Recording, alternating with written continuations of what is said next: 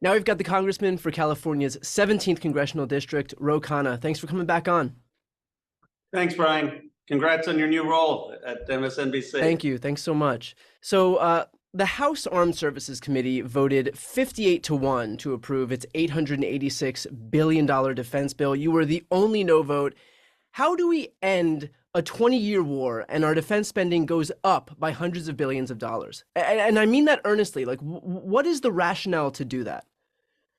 You'd think there'd be some peace dividend after the end of the Cold War, after the end of the Iraq War, after we pull back our troops, but it's going up. And one of the reasons it's going up is defense contractors. I mean, almost half of the discretionary budget goes to defense contractors.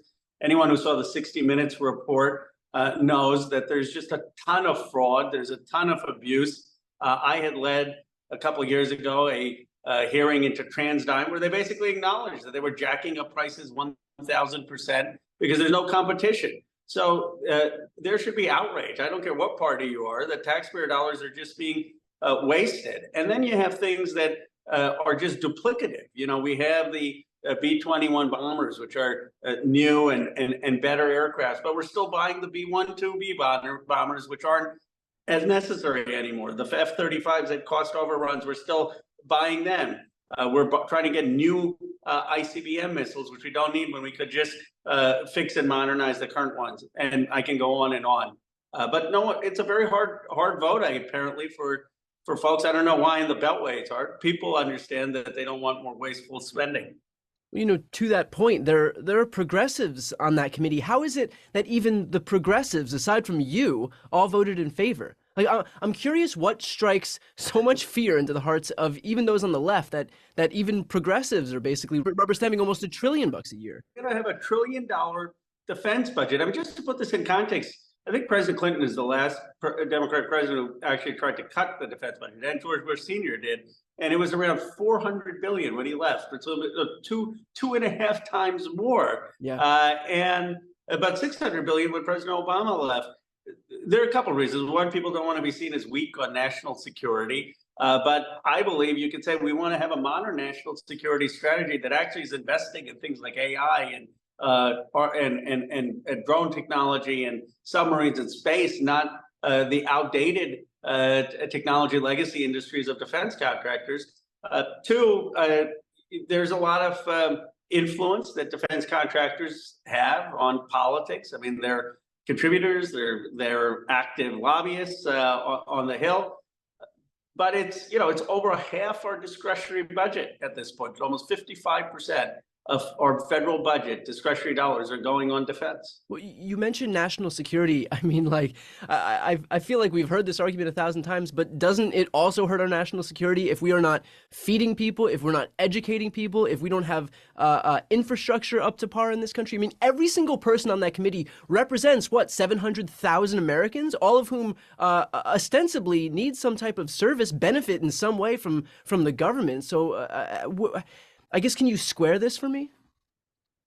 Well, think of it this way. Look, we're $1 trillion almost over 10 years. That's $10 trillion investment in defense. If we had done, let's say, just $800 billion and we had an extra $2 trillion, we could build new modern factories in every congressional district in this country. Canton, North Carolina, where 900 people are being laid off the paper mill, we could have a new factory there. We could create far more jobs in every district, paying better quality jobs if we had just a fraction of it invested elsewhere, let alone the things we could do on healthcare and education. But even on jobs, which is what people argue, there are better ways to create good paying jobs. So we're in this vicious cycle. And have you ever noticed, Brian, that for defense, they always use the 1-year number, but for any other program, they use the 10-year number? Yeah. Like, no one says, okay, it's going to be a $10 trillion defense package. But when we were talking about earned benefits, in the climate, right? Like IRA, this is going to cost $369 billion. That's over 10 years. Yeah. That's over 10 years. In defense, it's over 1 year. I guess I just refuse to believe this notion that it is more damaging to a congressperson who's voting in favor of this because they'll seem weak by virtue of not dumping money into the lap of Northrop Grumman, as opposed to opening up that factory in their own district, like you were just alluding to. I feel like the people who are voting for these people would much rather have more jobs in their district, more funding for services, for emergency services, for education, for whatever it is, as opposed to just dumping money into the laps of military contractors. And that's what the polling shows. By 2-1, people say there are better ways of creating jobs, better ways of investing here at home. We've got bases overseas that are designed for the Cold War. The Cold War ended in 1989. I mean, Yeah. You got the Joint Chiefs of Staff Milley saying there's too much overseas infrastructure.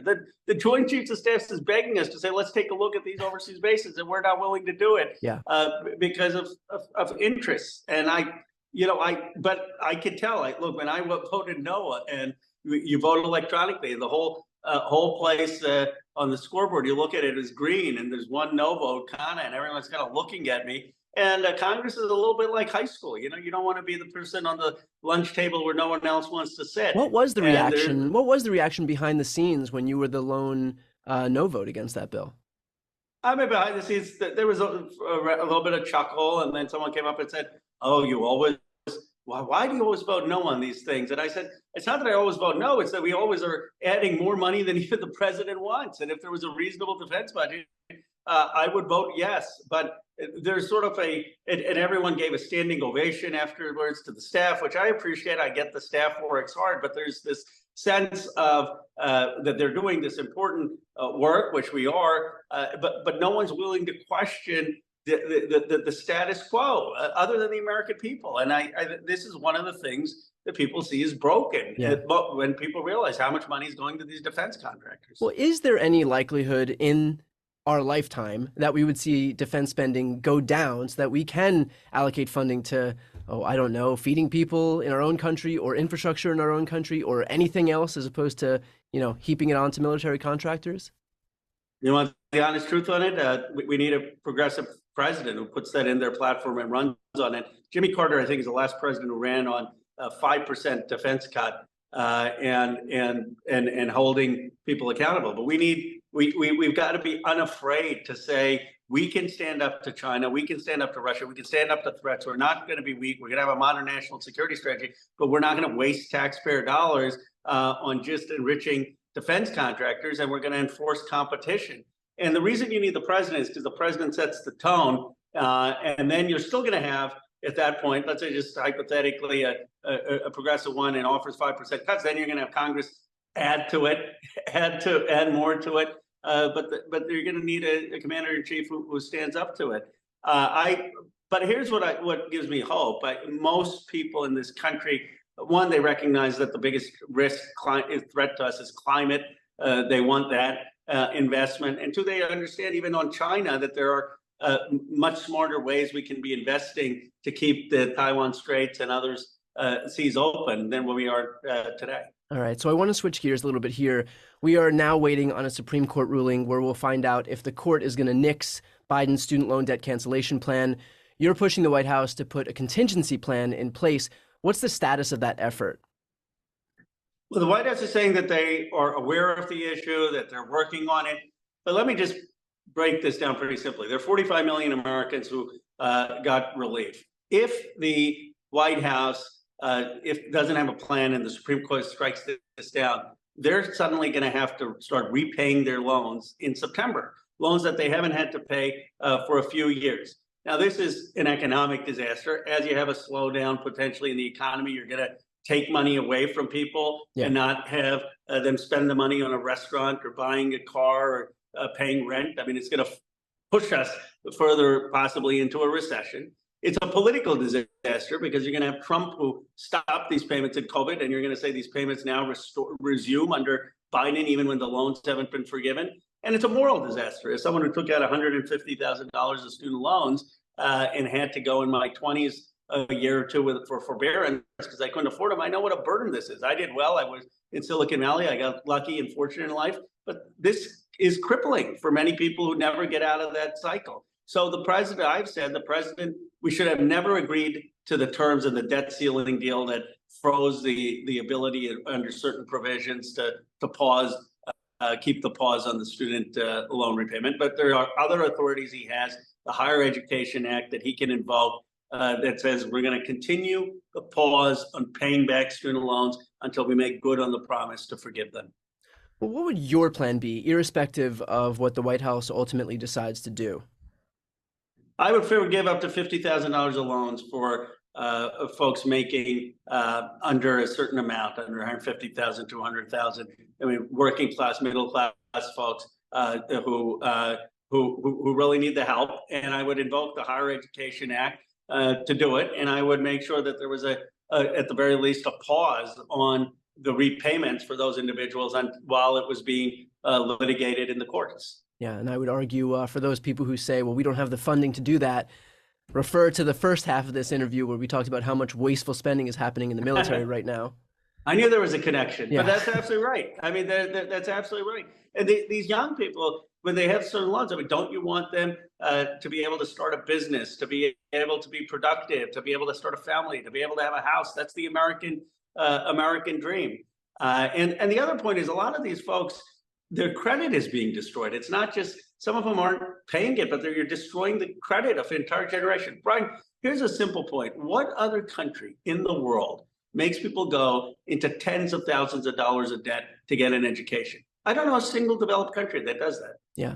Well, and I would argue too, even if you're not moved by the whole empathetic argument in all of this, there is still the financial or economic argument, which is that if more people are allowed to participate in the economy, or capable of participating in the economy by virtue of all of this crippling student loan debt by these predatory lenders with these insane loan rates, if they're all able to participate in the economy, like you said, they can start businesses, they can buy stuff, they can spend money at local restaurants and buy clothing and go on vacations and just pour money into the economy, and that helps everybody. That like, this is the one instance where a rising tide lifts all ships. And so even again, if you're not moved by this idea that, okay, you took out a loan and now you have to pay it back, no questions asked, at least recognize the benefit for everyone by virtue of allowing an entire generation of people to once again participate in the economy.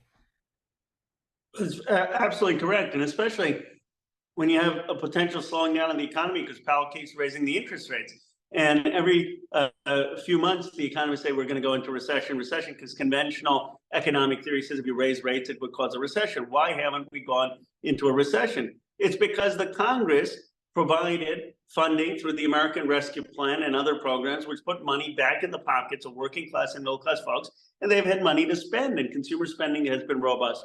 One of the reasons consumer spending has been robust is because a whole generation that has been crippled by student loans has not had to pay back those loans. And they've been able to use that money on rent, on going out to eat, on groceries.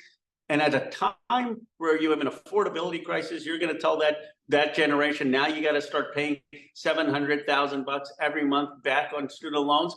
It's not just going to hurt them, it's going to slow down this economy. It makes no sense to do it at a time where interest rates are as high as they are and when we're trying to avoid a recession. Yeah, and I think this is our ongoing effort to prove that this whole idea of trickle-down economics does not work. And in every instance where we have inserted money into the economy to help after these recessions, like for example with the American Rescue Plan, look how fast our recovery was versus when we had previous recoveries where we focused on austerity or we focused on not spending. Exactly. So I think we're living in an example. This is a living, breathing embodiment right now of what happens when we move to help the lower class and middle class, as opposed to this debunked theory of trickle down economics. So with that said, Congressman, thank you so much for taking the time. I appreciate it. Thank you for breaking these issues down, Brian.